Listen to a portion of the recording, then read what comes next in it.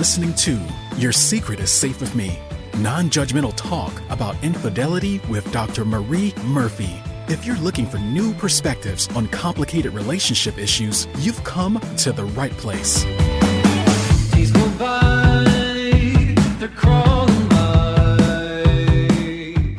Hi, everyone. I'm Dr. Marie Murphy. I'm a relationship coach, and I help people who are engaging in anything they think counts as infidelity to deal with their feelings, clarify what they want, and make decisions about what they're going to do. No shame, no blame, no judgments. If you are ready to resolve your infidelity situation in a way that's truly right for you, I can help you do it. When you're ready to get to work, you can schedule an introductory coaching session with me through my website, mariemurphyphd.com. You can also learn more about the coaching packages I offer new clients after that initial session and find my current pricing on the services page of my website. All right, today we are going to talk about being reckless and how to determine whether or not you are being reckless within your infidelity situation or some aspect thereof. The reason why we're talking about this is because the questions, am I being reckless? Or how do I know if I'm being reckless? Are questions a lot of my clients entertain. And these questions come up in all different kinds of contexts or within infidelity situations that are very different in some key respects. But I will say that these kinds of questions are quite commonly asked by people who are married and are cheating on their spouses with one specific person, and they're considering leaving their marriage primarily for the sake of pursuing a relationship with their affair partner. And the folks who wonder if doing this would be reckless are often not terribly dissatisfied with their spouses or their marriages.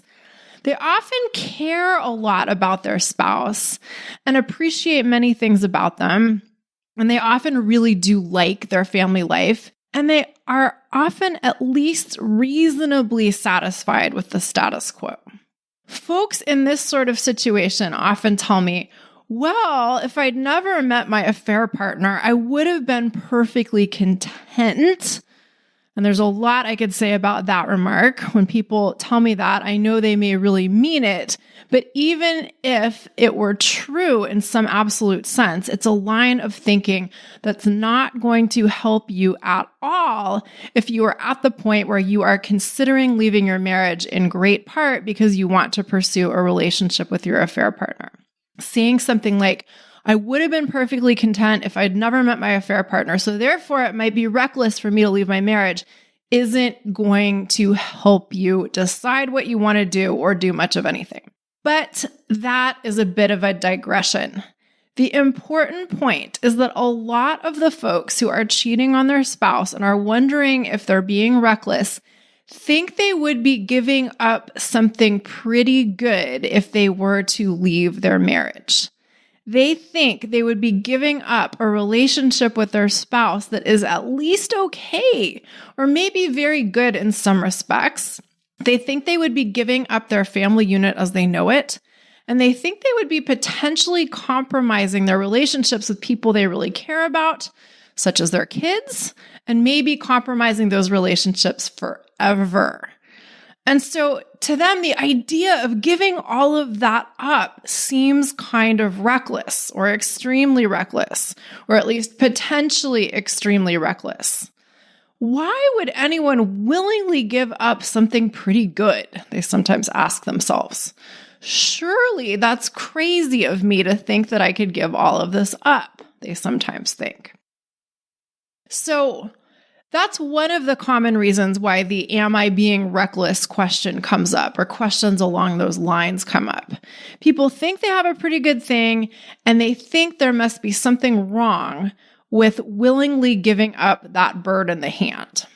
Another thing that motivates concerns about recklessness is that we as a society have a normative bias towards staying married. Put differently, we generally believe that if you get married, it's better to stay married than to not stay married. And we believe this for lots of reasons. We have collectively come up with all sorts of explanations or reasons why it is fundamentally better to stay married than to get divorced. And a lot of us have absorbed this way of thinking and all of the reasons why it's fundamentally better, or it's supposedly fundamentally better to stay married than to get divorced, at least to one degree or another. In addition to that, we collectively have a general suspicion of relationships that begin as affairs. I can't tell you how many people tell me, oh, I know there's very little chance of my relationship with my affair partner working out in the long run because I've read all of these studies about these kinds of relationships and the statistics aren't good. There's a lot I could say about that and about the so-called research on the fate of relationships that begin as affairs and why you might not want to look at any of it or take it seriously if you do. But let's save that rant for another day. For now, the point is that just as we collectively tend to believe that it's better to stay married than to get divorced, we also tend to believe that relationships that begin as affairs are working against the odds at best, and at worst are doomed to fail. And if we buy into this kind of thinking, even if only partially, it can start to seem like a pretty bad idea to leave a stable marriage for the sake of pursuing an affair relationship that might be doomed for reasons we don't think we have the power to control. Furthermore, we tend to think that new relationship energy itself is suspect. If you're familiar with the term new relationship energy, that's great. But if you're not, I'm talking about the intense excitement people often feel when they begin a relationship with someone new. As I've talked about in other episodes, including episode 49, which is called In Defense of New Relationship Energy, new relationship energy sometimes gets a really bad rap. And I think there's good reason to be very conscious of new relationship energy and very conscious of the decisions we make about our relationships when we're experiencing it. But that doesn't mean that we need to be overly suspicious of new relationship energy. And we certainly don't need to dismiss a great new connection with someone as new relationship energy that is bound to run out at some point, leaving nothing good within the relationship. But this is exactly what some people do. They say, oh, what I've got going on with my affair partner is good, but it's only good because it's new. It can't possibly be good forever.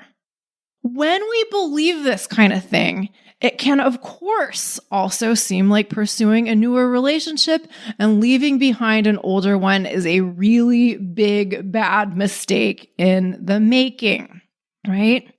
Now, in addition to all of this, in addition to everything I've already said, many folks place a premium on stability and certainty and predictability. Sticking with the known seems like an inherently better choice to many of us, at least in certain contexts. So these are all reasons why it can seem like choosing to leave your marriage for the sake of pursuing a relationship with your affair partner might seem like an inherently risky thing to do, and therefore a reckless thing to do or even to consider doing. But here's the interesting thing. One definition of reckless is acting without thinking about or caring about the consequences of an action. I will tell you that most, if not all, of the people I have worked with who wonder if they are being reckless have thought at great length about the possible consequences of their actions. And they care very much about the possible consequences of their actions. So by this definition, anyway, these folks probably would not be considered reckless by these particular standards, right? Or by any reasonable measures of these standards. My observation is that what people often really mean when they say they're afraid of doing something reckless is that they're afraid of doing something that's so incredibly different from what they've been doing for a long time. Or they mean that they're considering doing something that would totally take them off of the trajectory of how they thought their life was going to unfold. And often the embedded assumption is that doing something radically different from what we've been doing or what we thought we were going to do is fundamentally problematic, right? We think that if we change our mind in a really significant way, something has obviously gone very wrong with us. We've temporarily lost our sanity and we need to be saved, right? That doesn't have to be the case. I want to suggest that doing something different, even something radically different, does not have to mean that we're doing something reckless or doing something irresponsible. Some definitions of recklessness equate recklessness with irresponsibility, right? And I see a lot of people grappling with the question of whether or not making changes in their lives might be an irresponsible thing to do. But change doesn't have to equal irresponsibility. And I'll say more about that later. In addition to that, doing something different does not mean that we haven't truly considered all of the possible consequences of our actions and thus are doing something reckless. And even if the consequences of our actions end up being disruptive, that doesn't have to be a problem. However, we may not really believe that stuff. Both on conscious and less than conscious levels, the idea of doing something really different may seem terrifying. On a very basic, primal, knee-jerk level, it's very easy for us to interpret change as a threat to ourselves, or a threat to others, or a threat to life as we know it. The prospect of change and unfamiliarity may occasion a lot of discomfort for us. And if it feels really wild and crazy and weird to do something very different from what we've been doing, or to even consider doing something really different from what we've been doing, we may interpret the weirdness of the unfamiliar as a sign that something is very, very wrong. And then our good old brains may step in and say, aha, you're considering doing something unfamiliar, and that feels really uncomfortable, and that means you shouldn't do the thing. It would be totally reckless for you to do the different thing you're considering doing. Why on earth would you rock the boat when your life is stable and comfortable and pretty good as it is? That's what our minds like to say to us. And it's sort of fair enough for us to have this response to the prospect of change because at the most basic level, we tend to gravitate towards stability and familiarity and comfort. At the most basic level, change can seem really threatening on an existential level, even if it's a change we know we want. But the very intense weirdness that may come with stepping into the realm of the unfamiliar is not a sign that anything is necessarily wrong, right? So all of this is important to be aware of. If you've been asking yourself if what you're doing might be reckless, you may be contending with any or all of the things I've just mentioned. And simply being aware that all of the things I've just mentioned are things, so to speak, may be enough for you to say, hey, maybe I'm not being reckless, or maybe the question of whether I'm being reckless or not isn't really relevant. It doesn't matter. It's off the table now. But I know that for some folks, the question of am I being reckless is one that begs for a little more attention, and that's okay. If you are wondering or still wondering if you're being reckless in relation to your infidelity situation, here's the deal. There are no objective criteria for what counts as being reckless, both in general and in regards to infidelity situations more specifically, and in regards to your unique infidelity situation even more specifically. So if you want to answer the question of whether or not you're being reckless, you have got to decide what it means to be reckless and how you would know if you were being reckless or not. Now, I want to make it absolutely abundantly clear that if you are asking yourself if you're being reckless and you can't seem to put that question down, I absolutely, completely, 120 million% want you to answer the question for yourself. I've said this on other episodes, but it bears repeating. Endlessly entertaining questions and treating them as if they are unanswerable is not going to do anything great for you. Endlessly entertaining questions and treating them as if they are unanswerable is definitely going to take up a lot of your time and energy and is probably going to lead you to a lot of unnecessary suffering. So, if you think you might be being reckless in relation to your infidelity situation, ask yourself these questions. What does it mean to you to be reckless? What counts as recklessness in your estimation? You might need to think about your answers to these questions for a little while, and that's fine, but don't think about them for too long. If you need to, give yourself an hour to decide what you think it means to be reckless, or a day maximum, but don't let this turn into a long-term project. Google a few definitions, consult your wisest friend, get yourself a coaching call with me to discuss it, or whatever. Take these questions seriously, but don't take too much time to answer them. And I'll repeat the questions. What does it mean to you to be reckless?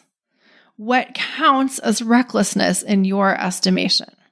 Then, once you have answered those questions, once you have decided what it means to you to be reckless, ask yourself how you would know if you were being reckless. What would the specific indicators be? What would it take for you to say, yep, I am definitely being reckless? Or, no, this behavior of mine or this thing that I'm thinking about doing does not actually count as recklessness. What would have to happen for you to know for sure if you are being reckless or not? Answer that question for yourself, right?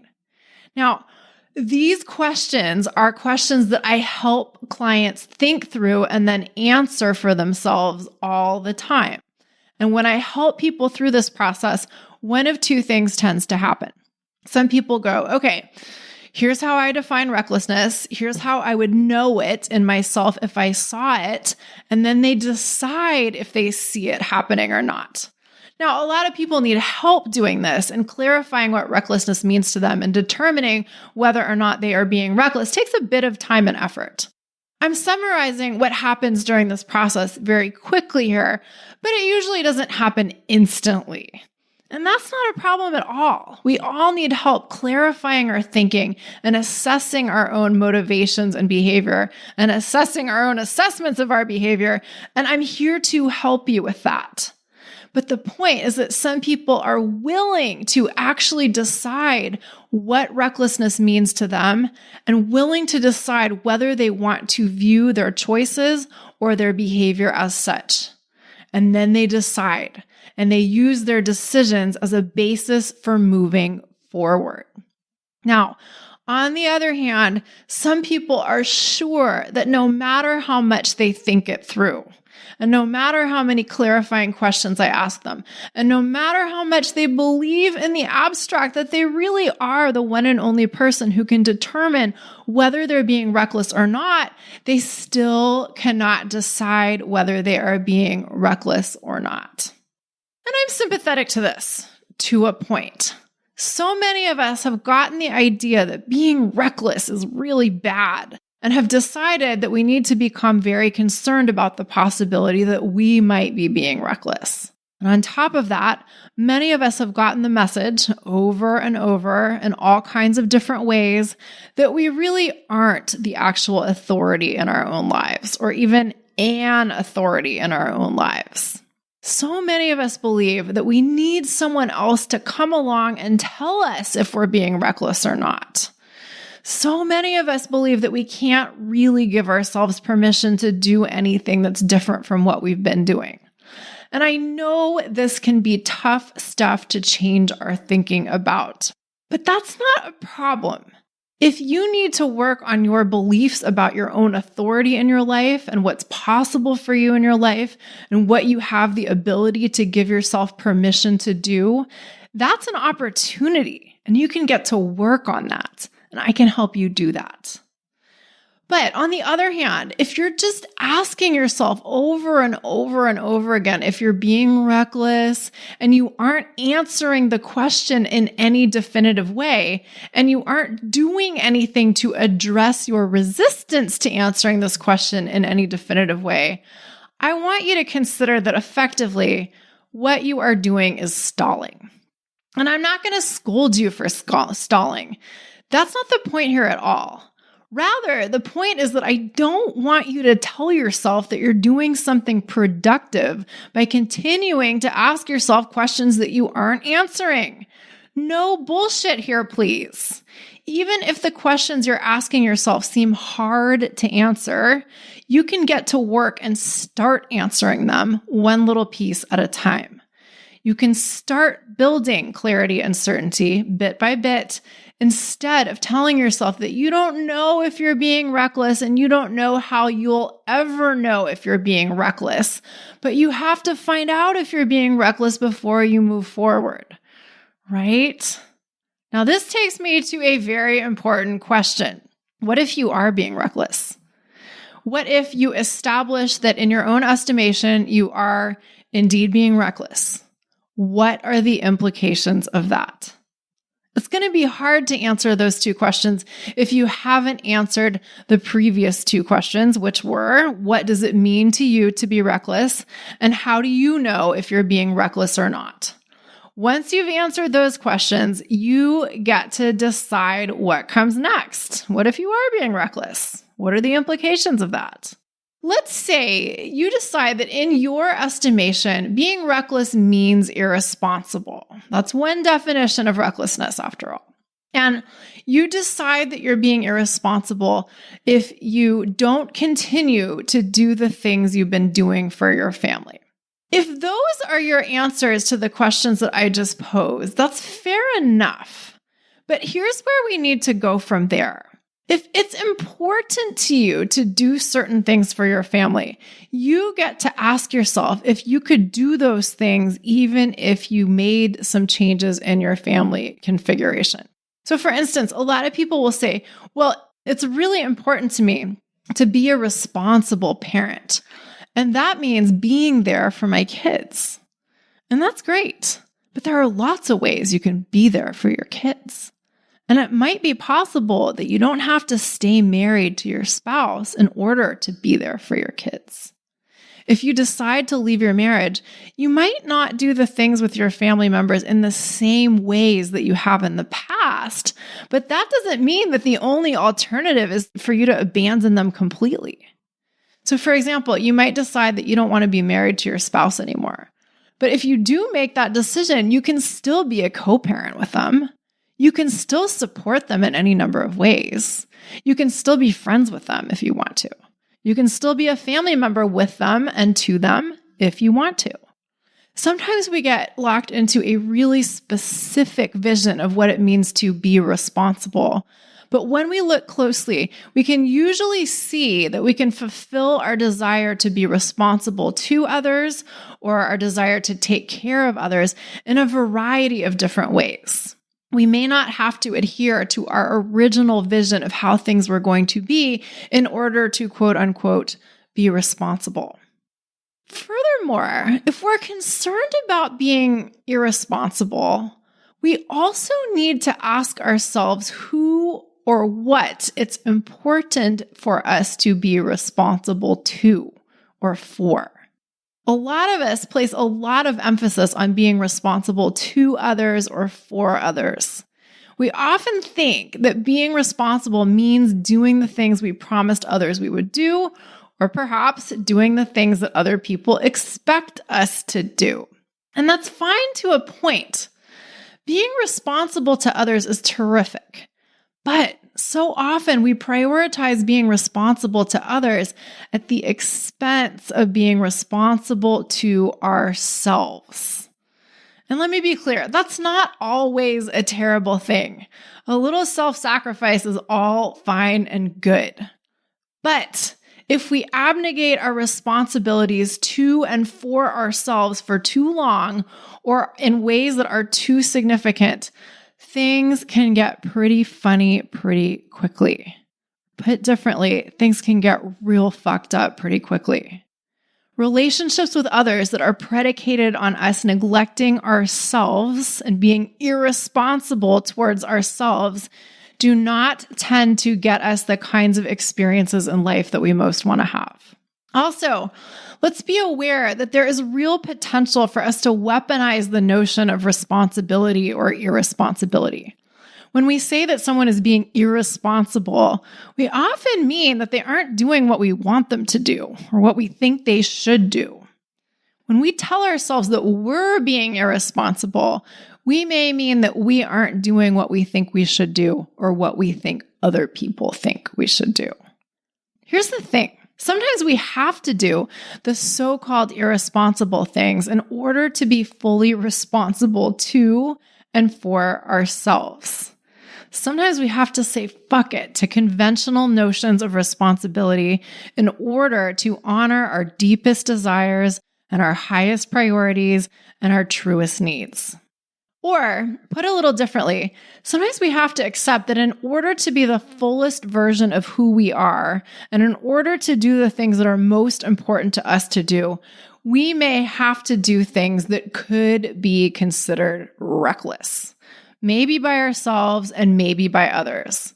Because some of the things we might really need to do if we're going to make the most of our human existence might look like a version of irresponsibility depending on your definition of it. But in being irresponsible in some ways, we may be being profoundly responsible in other ways. It's also worth considering that even if we define recklessness in a way that really resonates with us, and even if we don't think that recklessness is a very good thing on the whole, there may be times in life where we'd rather err on the side of recklessness than err on the side of something else. For instance, if the choice is between recklessness and stagnation, there might well be times when you prefer recklessness to stagnation or inaction. If the choice is between recklessness and perpetuating an already long phase of indecision, you might prefer recklessness over indecision. So-called recklessness, anyway. So in conclusion, I'm going to leave you with this. Sometimes we say that we're afraid of being reckless when we don't know how something is going to turn out. And we think that not knowing is a problem. We think that it would be reckless and therefore bad for us to choose to do something and not know in advance what might happen as a result of us making that choice. I have news for you people. We don't know how anything is going to turn out. And I want to suggest that not knowing how something is going to turn out is not a great reason to decide not to do something. Rather than wondering how things are going to turn out, rather than using not knowing how things will turn out into a reason to do or not do certain things, we have the opportunity to decide what we want to invest our efforts into making the best of. So, to return to our example du jour, if you're considering leaving your marriage for the sake of pursuing a relationship with your affair partner, but you're hesitating because your marriage isn't all that bad, and the idea of making a big change sounds crazy and overwhelming and, yes, reckless, here's the question for you. Which path would you rather invest your energy into making awesome? You could invest your energy into enjoying what is great about staying in your marriage. You could invest your energy into enjoying all of the things you love about maintaining the status quo. Or you could invest your energy into making a big change and enjoying a whole new set of experiences. If you wanted to, you could probably make the best of either option. So which option do you want to make the best of? You may not have control over a lot of things in life, but you do have control over where you put your focus and your energy and over the quality of energy you bring to any endeavor. And I think that knowing this, not just intellectually, but really deeply believing this can change your understanding of what constitutes recklessness. If you have the capacity to do your best to make any path you choose great, and you do have that capacity, of course, what's the fuss about recklessness all about? All right, people, that is it for today. If you would like my help taking a clear look at your infidelity situation and making decisions about what you want to do about it that you feel great about, you can schedule an introductory coaching session with me through my website, mariemurphyphd.com. I offer confidential, compassionate coaching via Zoom so we can work together no matter where you're located. I can't wait to meet you. All right, everyone, have a great week. Thank you all so much for listening. Bye for now. Thanks for listening to Your Secret is Safe with Me with Dr. Marie Murphy. Make sure to click subscribe to get updates on our latest episodes.